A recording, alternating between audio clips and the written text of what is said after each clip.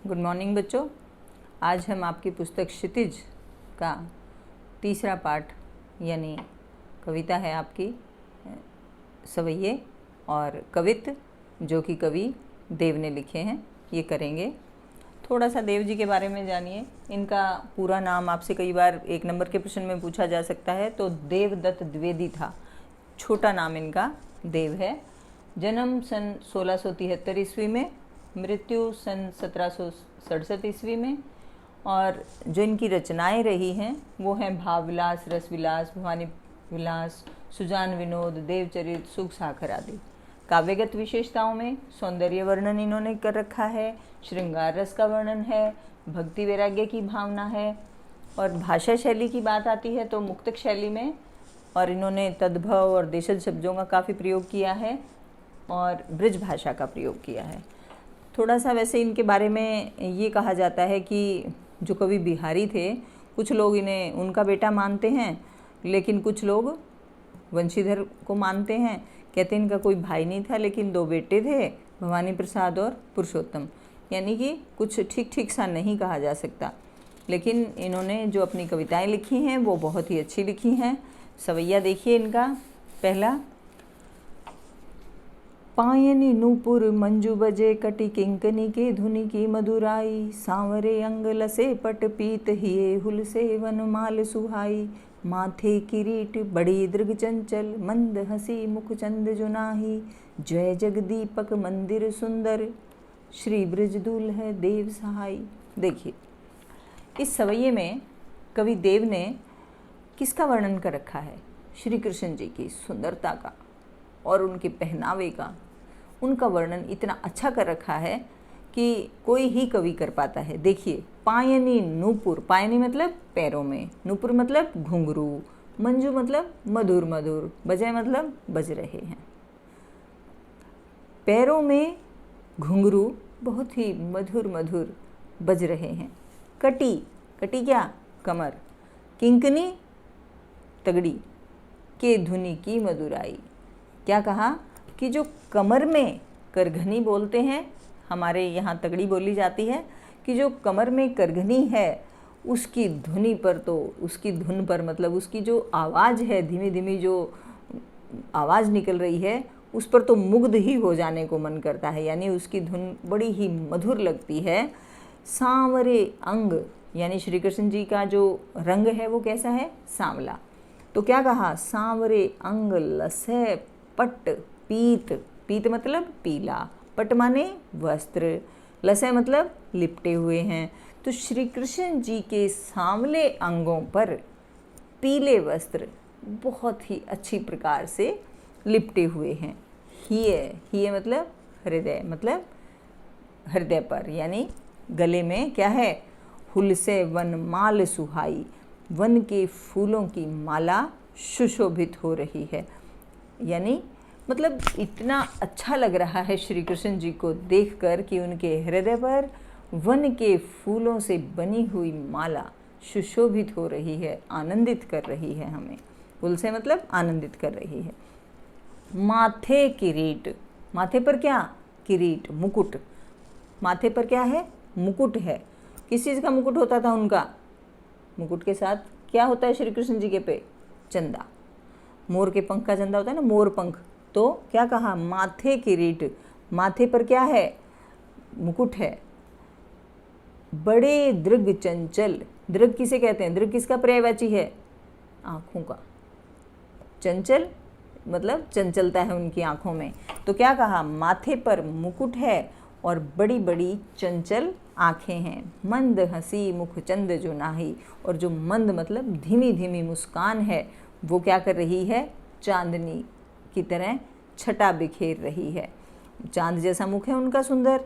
तो मुख चंद मतलब मुख क्या है? चंद्रमा रूपी मुख पर जो धीमी धीमी हंसी है वो बहुत ही अच्छी लग रही है, अपनी चांदनी बिखेर रही है। जय जग मंदिर दीपक सुंदर, जय मतलब जिस प्रकार से, जग मंदिर ये रूपक अलंकार आ जाएगा इसमें। क्या कहा? जग मंदिर, संसार रूपी मंदिर में दीपक के समान सुशोभित हो रहे हैं। ज्वय मतलब जिस प्रकार से, यानी कवि क्या कहना चाहते हैं कि जिस तरह किसी भी मंदिर को कोई दिया प्रकाशित कर देता है, प्रकाश ही प्रकाश फैल जाता है मंदिर में, अगर हम जाके दिया लगा देते हैं तो लेकिन इस जग रूपी मंदिर में, इस संसार रूपी मंदिर में श्री कृष्ण जी दिए जैसा काम करते हैं, यानी बहुत ही सुंदर लग रहे हैं और उन्होंने पूरे इस संसार को प्रकाशित कर दिया है। श्री ब्रज दूल्हे देव सहाय, यानी कवि देव क्या कह रहे हैं कि जिस प्रकार से मंदिर में कोई दिया मंदिर को प्रकाशित कर देता है, उसी तरह से इस संसार रूपी मंदिर को श्री कृष्ण यानी ब्रज दूल्हा, ब्रज का दूल्हा मानते हुए कवि ने क्या कहा, किसको कहा है, श्री कृष्ण जी को। तो ब्रज के दूल्हे यानी श्री कृष्ण जी उसी प्रकार से सुशोभित हो रहे हैं जिस प्रकार से कोई दिया मंदिर को प्रकाशित करता है। तो एक बार फिर देख लीजिए क्या कहा कवि ने, श्री कृष्ण जी की सुंदरता का वर्णन करते हुए कह रखा है कि उनके पैरों में घुंघरू बहुत ही मधुर मधुर बज रहे हैं, कमर पर तगड़ी जो बंधी हुई है उसकी धुन भी बहुत मधुर लग रही है, बहुत अच्छी लग रही है। उनके सांवले अंग पर पीले वस्त्र लिपटे हुए हैं और हृदय पर वन के फूलों से बनी हुई माला सुशोभित हो रही है जो आनंदित कर रही है। माथे पर मुकुट है, बहुत बड़े बड़े से दृग, क्या मतलब आँखें, चंचल आँखें हैं, चंचल नैन कह सकते हो। माथे पर मुकुट और बड़ी बड़ी चंचल आँखें हैं और उनकी चंद्रमा रूपी मुख पर धीमी धीमी हंसी बहुत ही चांदनी के समान छटा बिखेर रही है, बहुत ही अच्छी लग रही है। और देव, कवि देव श्री ब्रजदूल्हा यानी श्री ब्रजदूल्हा कौन, कृष्ण जी, ऐसे लग रहे हैं जिस प्रकार से कोई दिया मंदिर को प्रकाशित करता है, उसी प्रकार से श्री कृष्ण जी भी पूरे इस जगत रूपी मंदिर को सुशोभित कर रहे हैं, प्रकाशित कर रहे हैं। तो आपसे कवि और कविता का नाम पूछा जाएगा तो आप बता ही देंगे, कवि देव हैं। मैंने इनका पूरा नाम क्या बताया था, देवदत्त द्विवेदी। और प्रसंग लिखना आप सभी को आता ही होगा, नहीं तो एक बार फिर देख लीजिए कैसे बताएंगे आप प्रसंग, कैसे लिखेंगे कि प्रस्तुत पंक्तियाँ हमारी हिंदी की पुस्तक क्षितिज भाग 2 से ली गई हैं। कविता का नाम है सवैया और कवि का नाम है देव। इसमें कवि देव ने श्री कृष्ण की सुंदरता का वर्णन किया है। फिर आपसे अगर व्याख्या पूछते हैं तो व्याख्या भी ये पूछेंगे, पाँव में क्या पहना हुआ है, नूपुर, घुंघरू, और कमर में क्या है, किंकनी, किंकनी मतलब करघनी या तगड़ी कह सकते हैं। कटी का अर्थ क्या है, कमर है। सांवले अंग पर कैसे वस्त्र लिपटे हुए हैं, पीले वस्त्र लिपटे हुए हैं। हृदय पर क्या सुशोभित हो रहा है, वन के फूलों से बनी हुई माला है। माथे पर क्या है, प्रश्न पूछेंगे, क्या बता देंगे, किरीट यानी मुकुट है। आंखें कैसी हैं श्री कृष्ण जी की, बहुत ही बड़ी बड़ी और चंचल आंखें हैं। और उनका मुख कैसा है, चंद्रमा के समान है, जो कि चांदनी के समान छटा बिखेर रहा है, धीमी धीमी हंसी की। तो ये सभी बता देंगे। ये पूछ लेंगे ब्रजदूल्हे किसे कहा गया है, तो आप बता देंगे कि ब्रजदूल्हे किसे कहा है, श्री कृष्ण जी को कहा है।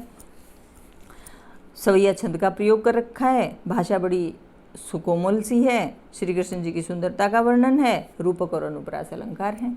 ठीक है, अगला देखिए, अगला है इनका कवित्व। कवित्व में इन्होंने देखिए बसंत ऋतु का वर्णन कर रखा है। डार द्रुम पलना बिछोना नव पल्लव के, सुमन झिंगोला सोहे तन छवि भारी दे, पवन झुलावे केकी कीर बतरावे देव, कोकिल हलावे हुलसावे कर तारी दे, पूरित पराग सो उतारे कर राई नौन, कंजकली नाई का लतान सिर सारी दे, मदन महीपजू को बालक बसंत ताही, प्रातः ही जगावत गुलाब चटकारी दे। अब देखिए बसंत ऋतु का वर्णन कर रखा है और बसंत को बच्चा माना है। आपसे एक प्रश्न पूछा जाएगा कि कवि ने लीक से हटकर बसंत को क्या माना है। तो ज़्यादातर बसंत ऋतु का जब वर्णन होता है तो नायक नायिकाओं का वर्णन किया जाता है कवियों के द्वारा, लेकिन यहाँ कवि देव ने इसको थोड़ा सा अलग करके बसंत को बच्चे के रूप में माना है, उसका वर्णन कर रखा है। देखिए अब, डार द्रुम, द्रुम क्या होते हैं? पेड़। द्रुम किसका पर्यायवाची है? पेड़ों का। तो डार मतलब डालियाँ, पलना बिछोना नव पल्लव के, यानी पेड़ों की डालियों पर नव पल्लव मतलब नए नए पत्तों का बिछोना बिछ गया है, यानी बसंत ऋतु स्टार्ट हुआ है और बसंत ऋतु के आते ही पेड़ों की डालियों पर नए नए पत्ते आ गए हैं और उनका एक बिछोना सा बिछ गया, यानी बिल्कुल हरी हरी हो गई हैं। सुमन झिंगोला सोहे तन छवि भारी दे, और क्या हुआ? साथ में फूल भी खिल गए। सुमन किसका पर्यायवाची है? फूल, पुष्प, कुसुम, ठीक है। तो फूल इतने खिल गए हैं, ऐसा लग रहा है जैसे उसने फ्रॉक पहन लिया हो। फूलों से लद गई हैं डालियाँ, पहले हरे हरे पत्ते आ गए हैं, फिर फूल आ गए हैं, और फूल कैसे लग रहे हैं? जैसे बसंत रूपी बच्चे ने कोई फूलों का झिंगुला, जो छोटे बच्चों को पहनाया जाता है, झगुला कह देते हैं, यानी कि फ्रॉक, या फूलों की फ्रॉक पहन ली है, और उससे उसकी जो छवि है वो भारी हो गई, यानी जो पौधे की जो टहनियाँ हैं वो उसके वजन से झुक गई हैं, भारी हो गई हैं। और क्या हो रहा है? बसंत के महीने में पवन झुलावे, और बसंत रूपी बच्चे को पवन कौन? हवा। हवा क्या कर रही है? झुला रही है। केकी कीर बतरावें, केकी किसे कहते हैं? मोर को। कीर किसे कहते हैं? तोते को। तो क्या कहा है? कवि देव कहते हैं कि बसंत रूपी बच्चे को पवन झुला रही है और मोर और तोता अच्छी अच्छी बातें करके उसको बहला रहे हैं। कोकिल, कोकिल कौन? कोयल, हलावे, हिला रही है, हलसावे, कर तारी दे, उसको क्या कर रही है? प्रसन्न करने की कोशिश करती है। हलसावे मतलब प्रसन्न करती है। कैसे? कर तारी दे, कर से हाथों से तारी बजा बजा के। कौन? बताओ कौन? अभी बताया ना, कोकिल। कोकिल कौन? कोयल। कोयल ताली बजा सकती है।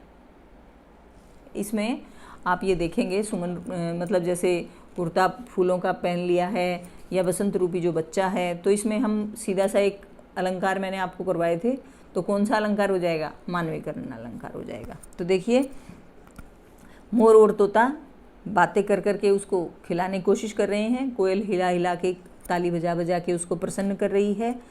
पूरित पराग सो उतारे करे राई नोन, और जो फूलों के ऊपर पराग आ गया है, पराग देखा होगा आपने, फूलों के ऊपर थोड़ा अगर पीले फूल हैं तो पीला पीला सा झड़ता है, ठीक है। तो क्या कहा है कि पूरित पराग सो, क्या कर रहा है? पूरित मतलब भरा हुआ है, पराग से जो फूल हैं वो भरे हुए हैं, और ऐसा लग रहा है कि कंजकली नायिका लतान सिल सारी दे, यानी कमल रूपी नायिका लताओं रूपी साड़ी का पल्लू सिर पे रख के, और बसंत रूपी बच्चे का किससे? राइनोन। आप लोगों ने देखा होगा जब नज़र लग जाती है छोटे बच्चों को, तो माताएं क्या करती हैं? सिर पर कपड़ा रख के और नमक और राई बच्चे के ऊपर से वार के आग में डाल देती हैं कि इसकी नज़र उतर जाए।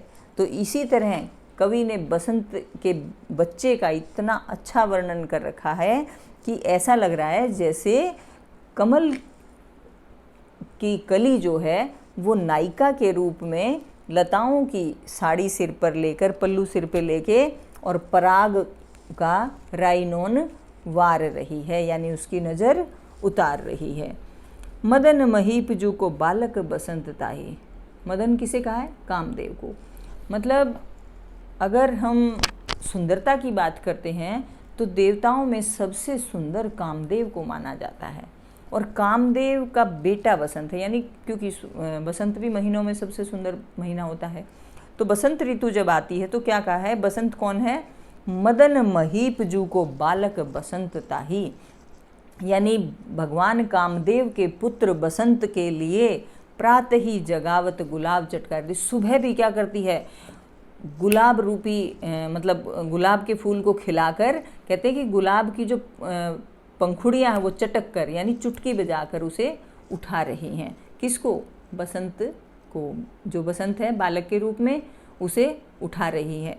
तो इसने क्या कहा, एक बार फिर देखिए कि बसंत ऋतु में क्या होता है, पेड़ों की डालियों पर नए नए पत्तों का बिछोना बिछ जाता है और उसकी टहनियों को फूलों के झबले पहना दिए जाते हैं, यानी फूलों का क्या हो जाता है, फ्रॉक बनाकर जैसे पहना दिया हो।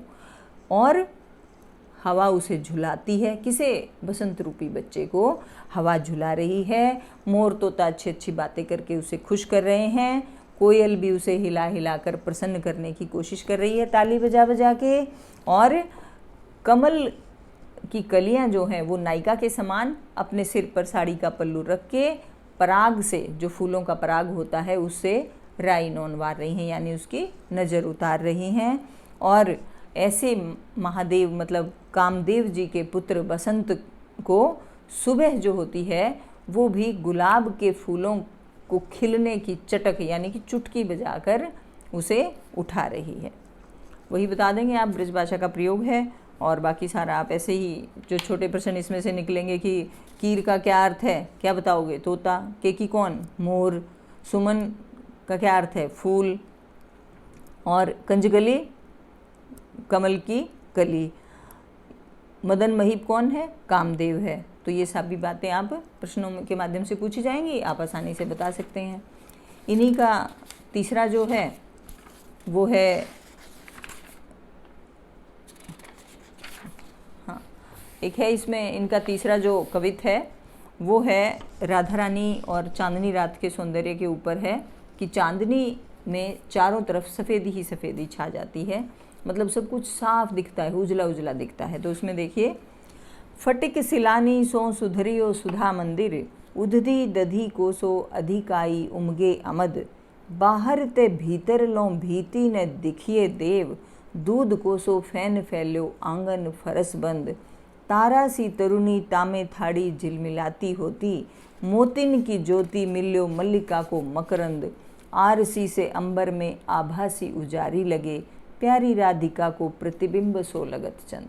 अब देखिए कवि ने क्या कहा कि जो राधा रानी का महल है वो किससे बना हुआ है, संगमरमर की शिलाओं से। फटिक मतलब संगमरमर, शिलानी शिलाओं से। जो पवित्र महल है राधा रानी का वो संगमरमर की शिलाओं से यानी पत्थरों से बना हुआ बहुत ही सुंदर लग रहा है। कैसा लग रहा है, उदधी दधी कोसो, क्या यानी कि मतलब उमड़ती हुई दही का कोई समुद्र है जो उमगे अमंद यानी कम नहीं हो रहा, उसकी गति कम नहीं हो रही, ए मंद मतलब कम, क्या हो रहा है, उमड़ घुमड़ रहा है, ऐसा लग रहा है। मतलब इतनी सुंदरता है, पूरी चांदनी है, पूर्णमासी में होती है ना जैसे पूर्ण चांदनी होती है और सब कुछ सफ़ेद सफ़ेद लगता है। तो क्या कह रहे हैं कवि कि राधा रानी का जो महल है वो स्फटिक की शिलाओं से यानी संगमरमर की शिलाओं से बना हुआ बहुत ही सुंदर और उजला उजला लग रहा है। ऐसा लग रहा है जैसे कोई समुद्र, दही का समुद्र उमड़ता घुमड़ता चला आ रहा है और तीव्र गति से, मतलब अमंद यानी मंद नहीं है उसकी गति, धीमी नहीं है, ठीक तेज गति से उमड़ता हुआ चला आ रहा है। और चांदनी इतनी बिखरी हुई है कि बाहर ते भीतर, यानी बेशक दीवारें हैं महल में लेकिन बाहर और अंदर कोई डिफरेंस नहीं है, यानी चारों तरफ चांदनी की पूर्ण छटा है, पूरा प्रकाश है। बाहर से भीतर तक भित्ति ने दिखिए देव, यानी दीवारें नहीं दिख रही, ऐसा नहीं लग रहा कि अंदर अंधेरा है बाहर प्रकाश है, यानी दोनों ओर बराबर ही प्रकाश फैला हुआ है। दूध को सो फैन फैलो आंगन फरस बंद, और जो उसके आंगन में चबूतरा है दूध को सो फैन यानी दूध के झाग फैले हुए, ऐसा लग रहा है जैसे किसी ने दूध का कालीन बिछा दिया हो, झाग ही झाग फैला दिए हों वहाँ पर। और उसमें तारा सी तरुणी तामे थाड़ी झिलमिलाती होती, और उस इतनी चांदनी में जो तरुणी राधा है, राधा रानी है, वो जवान है बिल्कुल। क्या कहा कि उसमें जो राधा रानी है वो झिलमिलाती हुई खड़ी है, जैसे मतलब क्या है, इतनी चांदनी है और आकाश में तारे ही तारे छाए हुए हैं और राधा रानी की जो चुनरी है उसमें भी बहुत सारी मतलब जो सितारे लगे हुए हैं, ऐसा लगता है जैसे राधा रानी के कारण ही जो झिलमिला रहा है उसी के कारण आकाश में इतना प्रकाश है। और क्या कहा, झिलमिलाती खड़ी हैं मोतिन की ज्योति। और ऐसा लग रहा है जैसे जो ज्योति है ना मोतियों में, जो है, जो आकाश में सितारे चमक रहे हैं, वो राधा रानी के जो मोतियों की है वहाँ से प्रकाश ले रहे हैं। तारे खुद नहीं चमक रहे। कवि का कहने का, अब कवि कुछ भी कह सकते, कहते जहाँ न पहुँचे रवि वहाँ पहुँचे कवि, यानी जहाँ सूरज नहीं पहुँच सकता वहाँ पे कवि पहुँच जाते हैं। कवि अपनी भावनाओं को आगे रख के लेते हैं।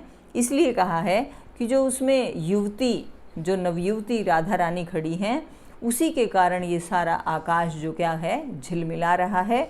और मोतियों ने भी जो अपना प्रकाश है वो कहाँ से लिया है, राधा रानी के मोतियों से लिया है। और मल्लिका को मकरंद, और जो मतलब मकरंद है यानी जो फूलों ने सुगंध ली है वो भी राधा रानी से ही ली है। और क्या कहा, आरसी से अंबर में आभासी उजारी लगे। और ऐसा कहते हैं कि आरसी उसे बोला जाता है जिसको महिलाएं उंगली में बहुत बड़ी अंगूठी टाइप होती थी और उसमें दर्पण लगा होता था। तो ये कह सकते हैं कि ऐसा लग रहा है कि जो राधा रानी की आरसी है उसी की वजह से जो सारा अंबर है, मतलब जो आसमान है, वो उजला उजला लग रहा है। उसी की चमक के कारण आसमान बहुत ही उजला हुआ प्रतीत हो रहा है। प्यारी राधिका को प्रतिबिंब सो लगत चंद। देखो हम आज तक क्या कहते आए हैं, क्या पढ़ते पढ़ाते आए हैं कि चांद रूपी मुख, यानी हम चांद को ज़्यादा सुंदर मानते हैं ना, कि चांद के समान सुंदर। लेकिन यहाँ पर उल्टा कहा है कवि ने, व्यतिरेक अलंकार होता है ये, आप ध्यान रखिएगा। जब इसकी काव्यगत सौंदर्य बताएं तो आप उसमें बता सकते हैं कि व्यतिरेक अलंकार का प्रयोग कर रखा है, उल्टा होता है ये। तो इसने क्या कहा कि प्यारी राधिका को प्रतिबिंब सो लगत चंद, कि चांद क्या लग रहा है, ऐसा लग रहा है जैसे राधा रानी का प्रतिबिंब है, यानी छाया मात्र है। चांद क्या है, राधा रानी का की छाया, प्रतिबिंब दिखाई दे रहा है चांद के बारे में। तो एक बार फिर देखिए कवि ने क्या कहा, राधा रानी के और चांदनी रात का वर्णन करते हुए चांदनी रात का वर्णन किया है। उसमें बताया है कि राधा रानी का महल जो है वो संगमरमर की शिलाओं से बना रखा है, जो बहुत ही सुंदर प्रतीत हो रहा है।